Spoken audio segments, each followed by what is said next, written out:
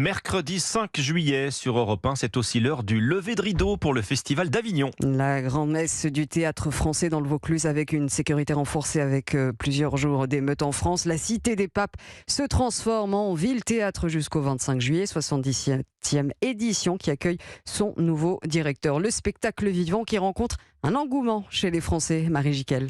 C'est une bonne saison pour les planches qui accueillent de plus en plus de jeunes. Une étude le révèle, commandée par l'Association du théâtre privé, dirigée par Anne-Claire Gourbier. On a quand même encore 40% de spectateurs qui ont moins de 34 ans. C'était le grand enseignement de la première édition de notre étude l'année dernière. On avait constaté qu'il y avait vraiment plus de jeunes dans les salles que par le passé. Même s'ils souhaitent des places moins chères et plus de stars sur les planches, les spectateurs s'avèrent ravis par leur expérience. Au baisser de rideau, ils attribuent en moyenne la note de 7 sur 10. Il y a peut-être un peu moins de Français qui sont allés au théâtre au cours de la saison dernière par rapport à la saison d'avant, mais les Français qui sont rendus dans les salles de théâtre, dans les salles de spectacle, s'y sont rendus plus souvent. Il y a eu un attachement renforcé des publics à la pratique du théâtre au cours de la dernière saison. Des spectateurs assidus, ils ont vu plus de 5 pièces par an, score assez élevé, des spectacles recommandés par les proches. En effet, c'est le bouche à oreille qui fonctionne le mieux.